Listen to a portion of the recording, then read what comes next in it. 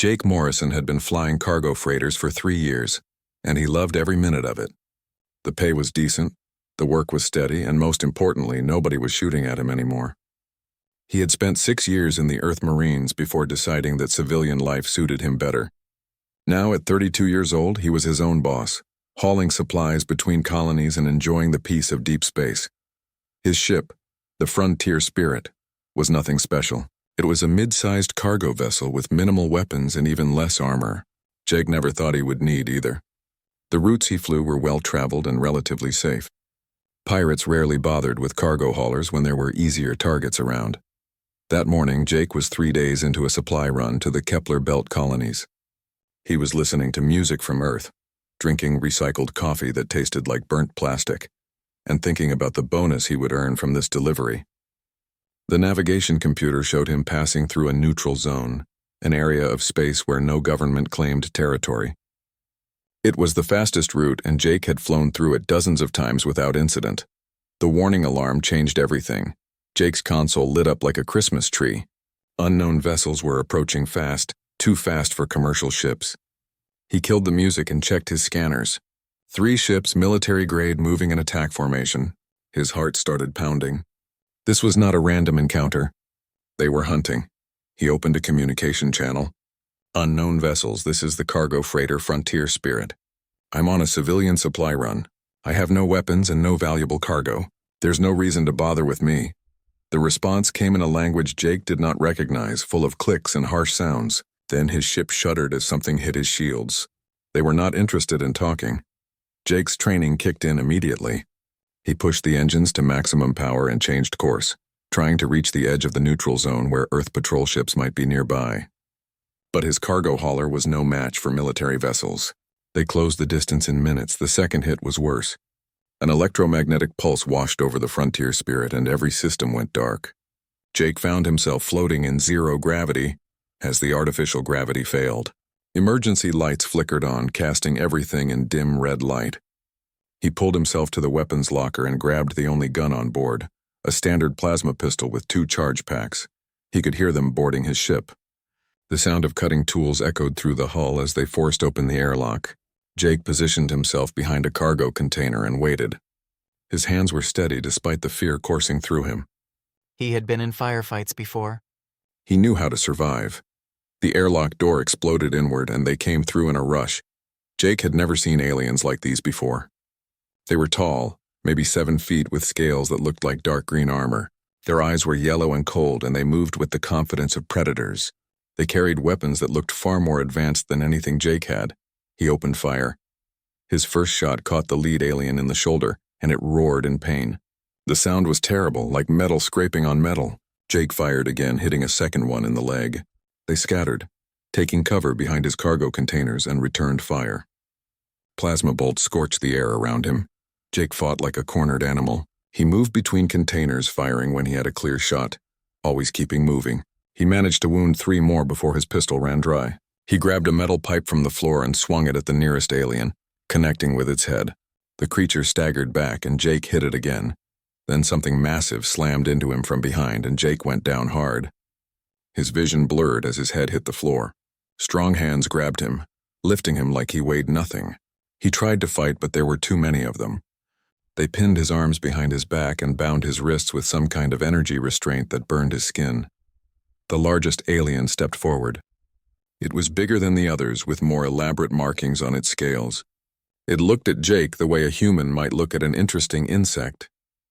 It spoke in that clicking language, and Jake had no idea what it was saying. One of the other aliens responded, pointing at the bodies of the ones Jake had injured. The large one looked back at Jake, and something that might have been respect flickered in those yellow eyes.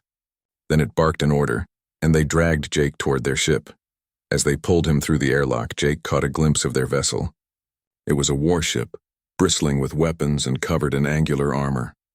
The name etched into the hull meant nothing to him, but he would later learn it was called the Crimson Talon. They threw him into a cell that was barely big enough to stand in. The walls were smooth metal, and there was nothing inside except a bench and a waste disposal unit. The energy restraints came off, but the cell door sealed behind him with a hiss. Jake was alone. He sat down on the bench and took stock of his situation. His ribs hurt from where they had hit him. His head was bleeding. His wrists were burned from the restraints. But he was alive, and that meant there was still hope. Jake remembered his training. First rule of capture, survive. Second rule, look for opportunities to escape. Third rule, never give up. He also remembered something else.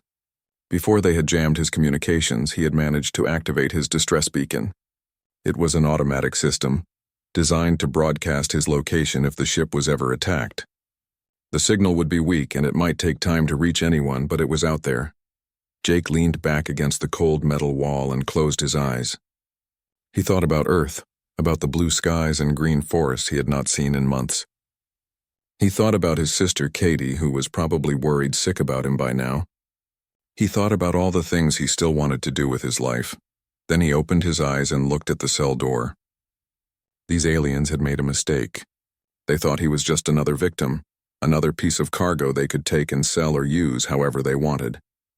They thought nobody would care about one human in the vast emptiness of space. They were about to learn how wrong they were. Jake Morrison did not know it yet, but his distress beacon had already reached a human listening post. The message was traveling through relay stations, moving closer to Earth with every passing minute. And when it arrived, when the people back home heard what had happened to him, they would do something that would shock the entire galaxy. They would come for him, all of them. The distress signal from Jake Morrison's ship traveled through the darkness of space at the speed of light. It bounced from relay station to relay station, each one amplifying the signal and passing it along the network that connected humanity's colonies. 18 hours after Jake was captured, the message reached Earth Defense Command headquarters in Geneva. Lieutenant Karen Walsh was working the night shift when the alert appeared on her screen. She had been monitoring routine traffic for 6 hours, and her coffee had gone cold an hour ago. But when she saw the distress code, she sat up straight and read the message 3 times to make sure she understood it correctly. The message was short, but clear. Jake Morrison, civilian cargo pilot, had been attacked in neutral space. Unknown hostile forces had boarded his vessel. He had fought back. Then the transmission had been cut off abruptly. His last words were simple and direct. "Tell them I fought." Karen picked up her phone and called her supervisor. "Sir, we have a situation. You need to see this right now." Within 20 minutes, the operations center was full of people. Commander Lisa Hayes arrived in uniform, her short blonde hair still wet from the shower. She was 45 years old and had spent her entire career in Earth defense. She had seen combat, lost friends, and carried scars both visible and hidden. When she read Jake's message, her jaw tightened. "Pull up everything we have on Jake Morrison," she ordered. "I want to know who he is, where he came from, and what he was doing out there." The file came up on the main screen. Jake Morrison, age 32, born in Colorado, 6 years in the Earth Marines, decorated twice for bravery during the Titan conflict. Honorable discharge 3 years ago. Current occupation, independent cargo pilot. No criminal record, no debts. By all accounts, a good man doing honest work. "He's one of ours," Lisa said quietly. "Get me Admiral Stone. Wake him up if you have to." Admiral Richard Stone was 60 years old and had more gray hair than black. He had commanded fleets, negotiated with alien governments, and survived 3 assassination attempts. When his phone rang at 3 in the morning, he answered on the second ring because people only called him at this hour when something was very wrong. His aide, Lieutenant Kevin Marsh, briefed him while Stone got dressed. By the time Stone reached the operations center, he already knew what needed to be done. "Show me the attack site," Stone said, studying the star charts on the main screen. "Who else operates in that sector?" The intelligence officer, a thin man named Paul Chen, pulled up additional data. "Based on the energy signatures and debris analysis, we believe the attackers are Krathic. They're a reptilian species known for raiding and slave trading. They've hit a few of our outer colonies before, but nothing major. We've avoided full conflict with them. Until now," Stone said. His voice was cold and hard. "Open diplomatic channels. I want to speak with their High Council immediately." It took 4 hours to establish communication with the Krathic government. Ambassador Helen Grant handled the call personally. She was a career diplomat who had negotiated dozens of treaties and trade agreements. She knew how to be firm without being aggressive, how to demand without threatening. But the Krathic response made her lose her temper.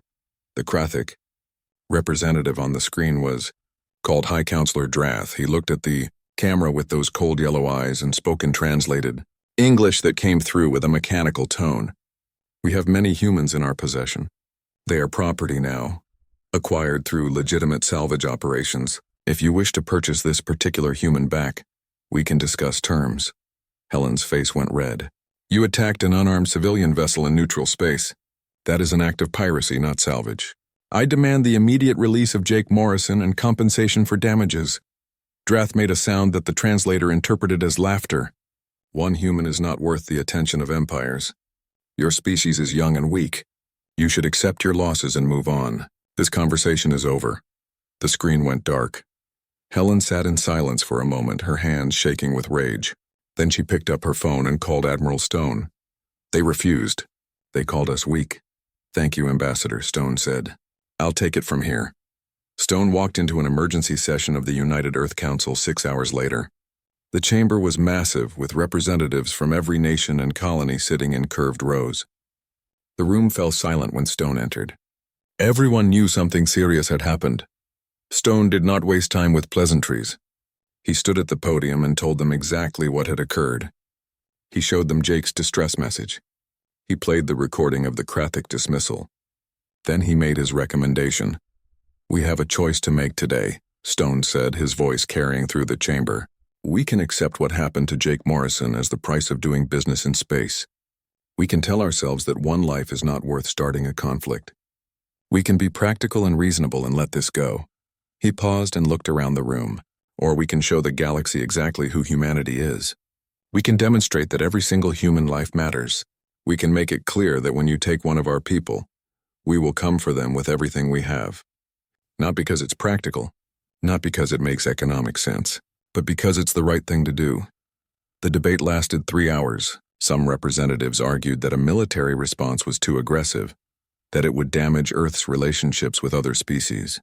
Others worried about the cost, both in money and potentially in lives. But in the end, the vote was not even close. The motion passed with 97% approval. Earth would mobilize its military forces and retrieve Jake Morrison by any means necessary. When the vote was announced, Stone allowed himself a small smile. He had seen humanity at its worst during the wars and conflicts of his career. But moments like this reminded him why he had spent his life in service. Humanity was not perfect, but when it mattered, when one of their own needed them, they showed up. Stone returned to Defense Command and gave the order that would change everything. Send the message to all fleet commanders. We're mobilizing the Armada. Every available warship is to report to Staging Point Obsidian within 72 hours. This is not a drill. We're going to war. The message went out across the solar system and beyond, in shipyards and military bases, on space stations and colony worlds. Humans began preparing for the largest military operation in their history. They were going to rescue one man, and the galaxy was about to learn what that meant. Captain Amy Rodriguez stood on the bridge of the Valiant Dawn and watched history unfold before her eyes. Through the massive viewport, she could see dozens of warships arriving at Staging Point Obsidian, the military space dock that orbited Mars. Each ship that appeared in a flash of blue light from hyperspace made her feel a mixture of pride and disbelief. Amy was 38 years old and had commanded the Valiant Dawn for 2 years.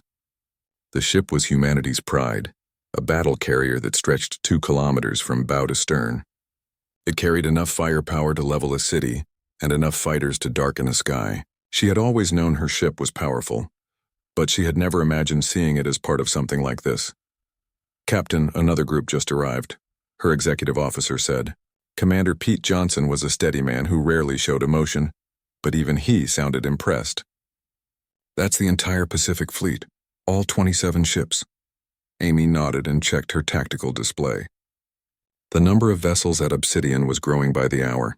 Destroyers, cruisers, frigates, support ships, troop carriers. Every type of military vessel humanity had built was represented. She recognized ships from the European Defense Force, the Asian Coalition Navy, the African Union Fleet. Even the colonial militias were sending everything they could spare. How many now? She asked. 243 warships confirmed, Pete replied. Another 97 en route. Total personnel count is over 70,000 and climbing. Amy let out a slow breath. She had served in the military for 16 years and had never seen anything close to this scale. During the Titan conflict, the largest battle had involved maybe 50 ships. This was more than 6 times that number, and they were still arriving. Her communication officer called out from his station.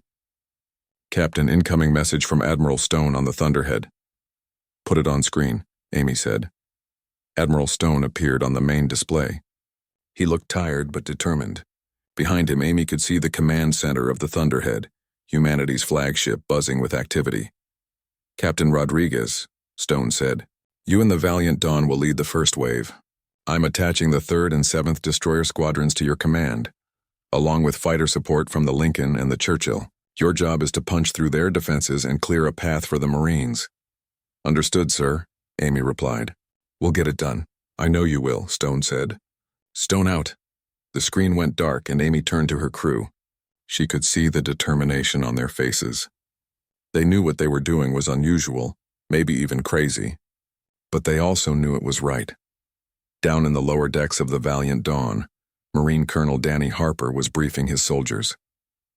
The 7th Expeditionary Force consisted of 3,000 Marines, the best-trained troops humanity had. They were packed into the carrier's launch bays, checking weapons and equipment. Danny was 46 years old and had been a Marine for 28 years. He had fought in every major conflict humanity had faced in space. He had scars from plasma burns, broken bones that had healed slightly crooked, and memories of battles that still woke him up at night. His troops called him Old Iron because nothing seemed to break him. He stood on a raised platform so all his Marines could see him. "Listen up," he called out, and the noise died down immediately. "You all know why we're here. Jake Morrison, cargo pilot, former Marine, was taken by hostiles 3 days ago. Command has decided we're going to get him back." One of the younger Marines raised his hand.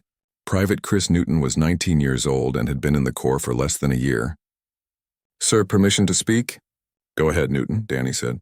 "Sir, I've been doing the math.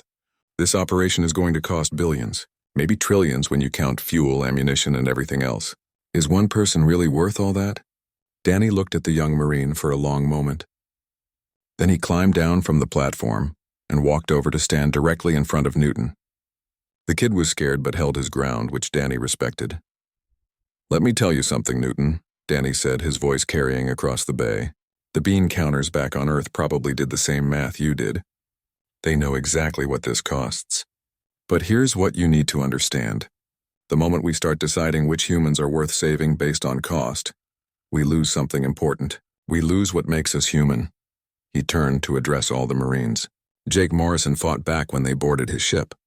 He's one of us, whether he's wearing the uniform anymore or not. And we don't leave our people behind. Not one, not ever. I don't care if it costs everything we have. That's the deal. That's what it means to be human." The Marines began cheering and shouting their approval. Danny let them make noise for a minute, then held up his hand for silence. "We're going into hostile territory to get our man back. Some of you might not come home. But I promise you this, Jake Morrison will. Now get your gear ready. We launch in 6 hours." Across the growing Armada, similar scenes were playing out. Engineers checked weapon systems for the 10th time. Pilots ran simulations of the upcoming battle. Medical teams prepared for casualties. Supply officers made sure every ship had what it needed. In the command center of the Thunderhead, Admiral Stone watched the fleet assembly on his tactical display. His Chief of Staff, Captain Linda Foster, stood beside him. "The final count is in, sir," Linda said. 340 warships, 80,000 personnel. It's the largest military force we've ever assembled." Stone nodded. "And all of it for one man. Have the other species noticed yet?" "Oh, they've noticed," Linda said. "We're getting diplomatic inquiries from everyone. The Zolari want to know if we're invading someone. The Torian Collective is offering to mediate. Even the Krathic are starting to realize something is happening." "Good," Stone said. "Send out my address to the fleet. It's time to tell our people what we're doing and why." 10 minutes later, every screen on every ship in the Armada showed Admiral Stone's face. He looked directly into the camera and spoke in a clear, strong voice. "Men and women of the United Earth Forces, you all know why we're here. 3 days ago, Jake Morrison was taken from his ship by hostile forces. The Krathic Empire has refused to return him. They think we're weak. They think one human life doesn't matter enough to risk conflict." Stone paused. "They're wrong. Dead wrong. Today we're going to show the galaxy who humanity really is. We're going to demonstrate that every single person matters, that we protect our own, no matter the cost, no matter the odds. Not because it's easy or profitable, but because it's right. He leaned forward slightly. The galaxy is watching us. They want to see if we're serious.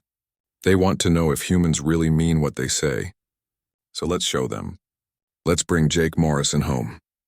The channel closed, and across the Armada, humans prepared for war. They checked their weapons one last time. They said prayers or made promises or simply steeled themselves for what was coming. They were scared and excited and determined all at once. In the launch bay of the Valiant Dawn, Danny Harper looked at his Marines and saw that same mix of emotions on their faces. He smiled grimly. They were ready. The Armada began moving into formation. 340 warships arranging themselves for the jump to hyperspace. It was beautiful and terrible at the same time, a display of force that would be remembered for generations. Amy Rodriguez sat in her command chair and gave the order. All ships prepare for hyperspace jump. Destination Krathic territory. Let's go get our man. One by one, the ships vanished in flashes of blue light, jumping across the stars toward a rescue that would change everything. The Krathic High Council received the first intelligence reports about the human fleet with dismissive amusement. High Counselor Drath read the message while eating his morning meal in his private chambers on the Krathic homeworld. According to their scouts, humans had gathered several hundred ships near Mars and were preparing to move. They're posturing, Drath told his military advisor, General Krathnor. Young species always make threats they cannot follow through on. They'll fly their ships around for a while, make demands, then go home when they realize we're not impressed. General Krathnor was not so sure. He had studied human military tactics after their recent conflicts with other species. Humans were aggressive and unpredictable. Perhaps we should prepare our defenses just in case. Drath waved a clawed hand dismissively. For one prisoner? Impossible. No species would commit that many resources for a single individual. It goes against all logic. But across the Krathic Empire, military commanders were less confident. They began moving ships into defensive positions around their key facilities, including the military station Drakmor, where Jake Morrison was being held. Jake had been in the cell for 3 days now. They had interrogated him twice, asking questions about Earth's defenses and military capabilities. Jake had given them nothing useful, which had earned him several beatings.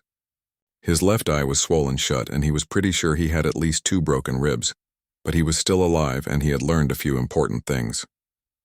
First, the Krathic were arrogant. They thought humans were weak and not worth serious consideration. Second, they were starting to act nervous about something. Jake could hear more activity in the corridors outside his cell, more ships docking with the station. Something was happening, something that had them worried. On the 4th day, everything changed. Jake was lying on the metal bench in his cell when he heard a sound he would never forget. It started as a deep vibration that he felt in his bones before he heard it. Then came the alert sirens blaring throughout the station. Krathic warriors ran past his cell, shouting in their language. Jake stood up, ignoring the pain in his ribs, and moved to the cell door. The human armada had arrived. 340 ships dropped out of hyperspace at the edge of the Krathic home system. The sight was breathtaking and terrifying. The massive vessels appeared in coordinated waves, their arrival lighting up every sensor and detection system in the sector. On the bridge of the Valiant Dawn, Captain Amy Rodriguez watched her tactical display fill with information. Scan for the station called Drakmor. That's where they're holding Morrison. Found it, Captain, her sensor officer reported. It's in orbit around the 3rd planet. I'm also reading a Krathic fleet moving to intercept us. Count as 120 warships. Amy smiled coldly. They think that's enough. Helm, set course for Drakmor. All ships, battle formation Alpha. Let's show them what real firepower looks like. Admiral Stone opened a communication channel to the Krathic High Council.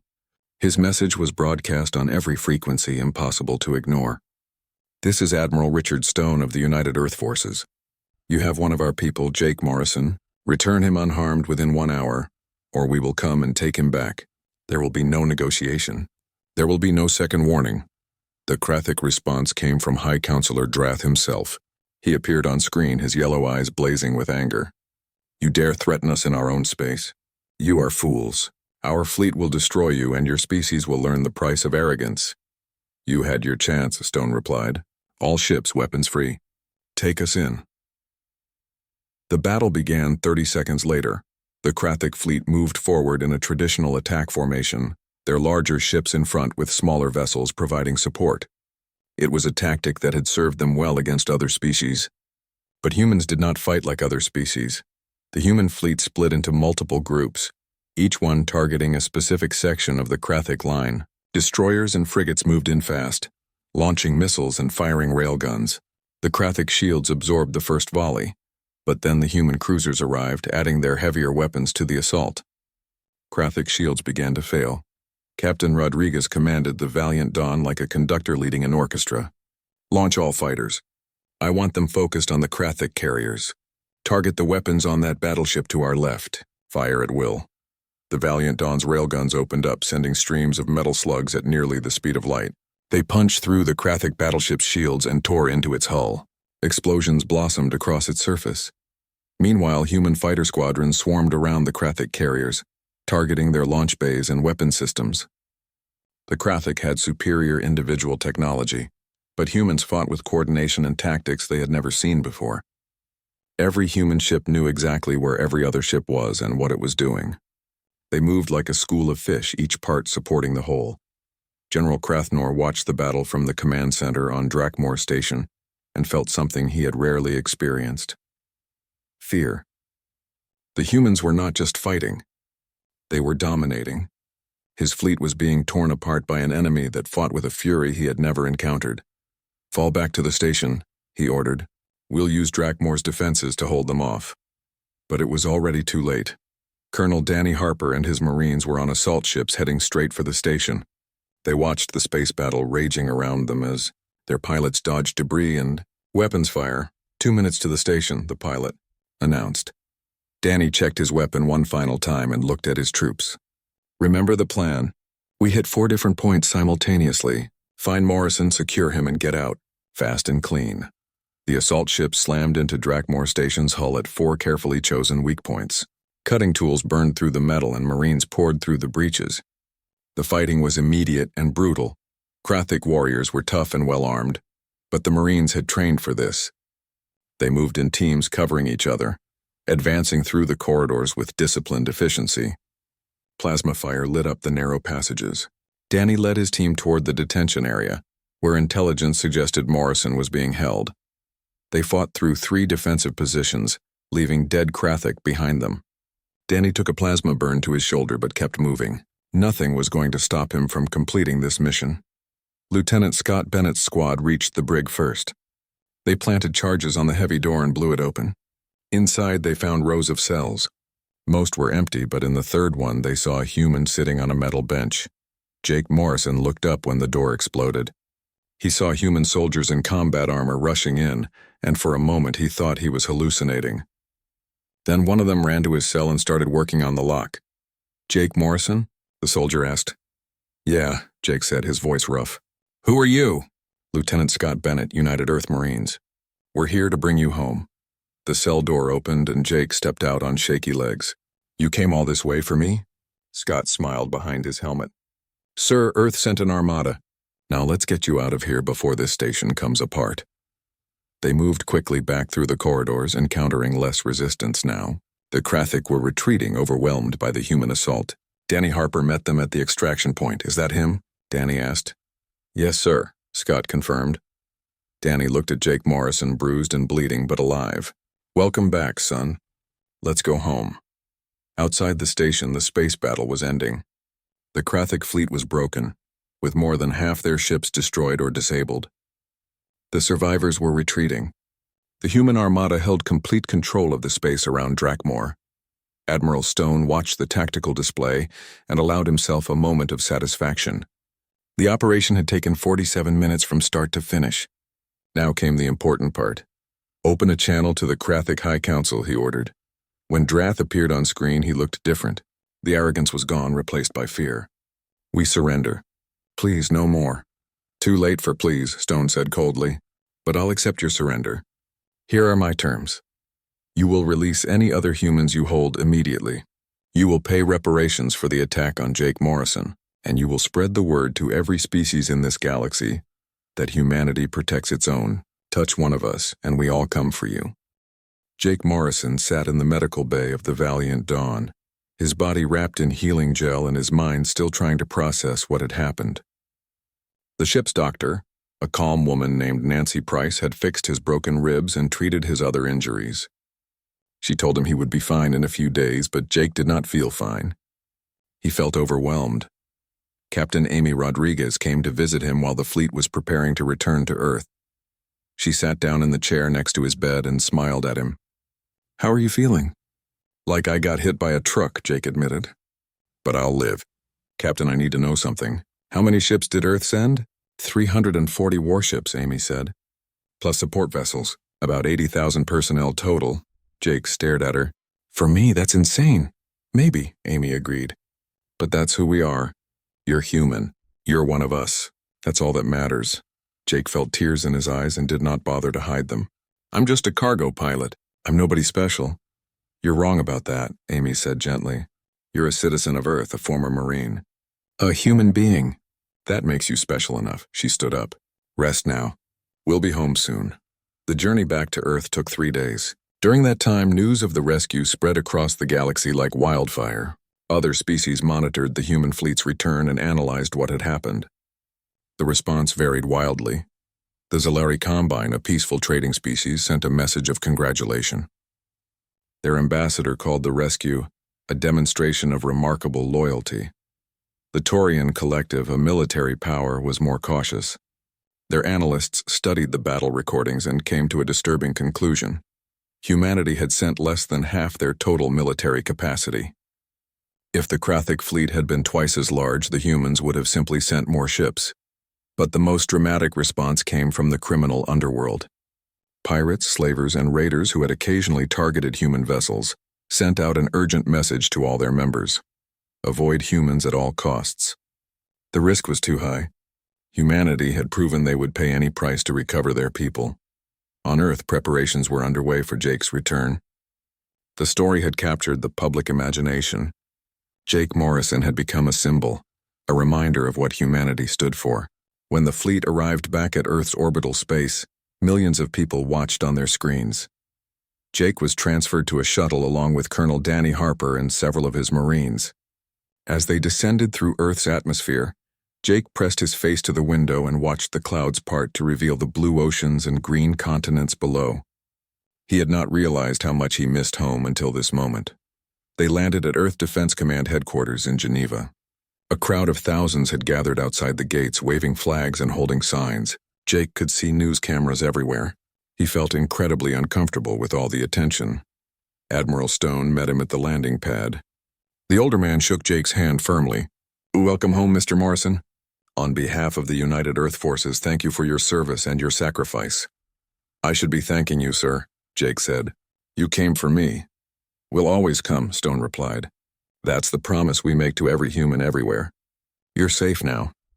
Jake was brought before the United Earth Council the next day.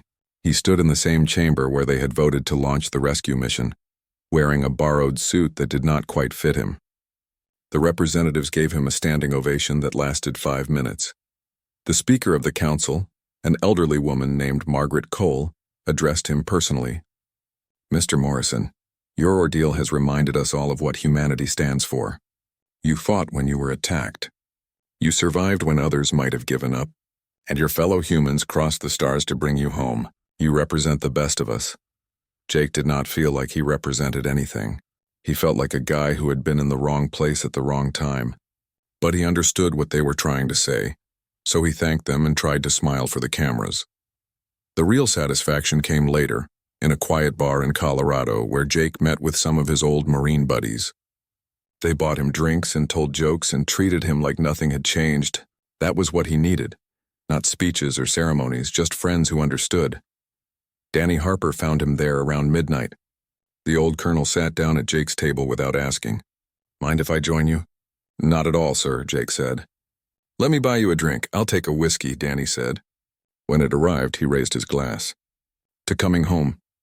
"To coming home," Jake echoed, and they drank. They sat in comfortable silence for a while. Then Jake asked the question that had been bothering him. "Colonel, was it worth it? I mean, really? All those resources, all that risk? For one person. Danny looked at him steadily. Let me tell you something I learned a long time ago. The moment you start deciding some lives matter less than others, you've lost what makes you human. We sent that Armada for you because you're one of us. Simple as that, and we'd do it again tomorrow if we had to. But what about the cost? What about it? Danny replied. Money can be replaced. Ships can be rebuilt, but you, Jake Morrison, cannot be replaced. There's only one of you in the entire universe. That makes you priceless. Jake thought about that for a long time after Danny left. He thought about the Marines who had kicked down doors to find him. He thought about the pilots who had fought through enemy fire. He thought about the billions of people back on Earth who had supported the mission. They had all come together for him, a nobody cargo pilot who just wanted to haul freight and be left alone. Maybe that was the point. Maybe it did not matter if you were important or famous or powerful. Being human was enough. 3 months later, Jake returned to work. Earth Defense had recovered the Frontier Spirit and completely rebuilt it. The ship was better than new, with upgraded engines and actual defensive weapons. They gave it back to him with full certification and a year's worth of free fuel. Jake took a supply contract to the Kepler Belt colonies, the same route he had been flying when he was captured. Some people thought he was crazy to go back out there, but Jake needed to prove to himself that he was not afraid, that the Krathic had not broken him. This time was different, though. As he flew through the neutral zone, his scanner showed 3 Earth defense ships patrolling nearby. They were not there by accident. The military had increased patrols along all civilian routes. Humans did not fly alone anymore. Jake's communication system chirped. Frontier Spirit, this is Patrol Ship Defender. Just checking in. Everything okay out there? All good, Defender, Jake replied. Thanks for keeping watch. That's what we do, the voice replied. Safe travels, Frontier Spirit. Jake smiled and settled back in his captain's chair. He looked out at the stars and felt something he had not felt in months. Peace. He was home in the truest sense. Not because he was on Earth, but because he was part of something larger. Humanity had his back, always. The news of the rescue had spread to every corner of the galaxy. In diplomatic circles, on trading stations, and military academies, people talked about what Earth had done. Some species admired it, others feared it, but all of them understood the message. A Zalari trader named Vornal explained it to his apprentice one day while they were docked at a human space station. You see those humans walking around? They look ordinary, yes? Weak even compared to many species, but they have something we don't understand fully. They call it loyalty or brotherhood or humanity. Whatever you call it, it makes them dangerous. Because they have good weapons? The apprentice asked. No, Vornal replied. Because they never leave each other behind. Can you imagine what that means? Every human, from the most important leader to the poorest worker, knows that if something happens to them, their whole species will respond. That gives them courage. That makes them take risks others would not. That makes them terrifying. On the Krathic homeworld, the High Council had learned that lesson the hard way. They had paid the reparations, released all human prisoners, and issued formal apologies. But more importantly, they had changed their entire military doctrine. Human space was now marked as forbidden territory. No Krathic ship was allowed to approach human vessels or colonies under any circumstances. High Counselor Drath, who had been so dismissive before, now understood the truth. Humans were not weak. They were young and small compared to other galactic powers, yes, but they had something more important than size or age. They had unity of purpose when it mattered most. In the years that followed, not a single human was taken by force anywhere in known space. Pirates avoided human ships. Slavers stayed far from human colonies. The mere threat of what might happen was enough to keep everyone away. Jake Morrison became something he never wanted to be. Famous. People recognized him on the street. Children were taught about him in school. He was offered book deals and movie contracts, all of which he turned down. He did not want to be a symbol or a hero. He just wanted to fly his ship and live his life. But he accepted one invitation. 5 years after the rescue, on the anniversary of his capture, Jake was asked to speak at the Earth Defense Academy graduation ceremony. He stood before 500 young officers and told them his story. He kept it simple and honest. I was scared when they took me, he said. I thought I would die in that cell, but I held on because I believed in something.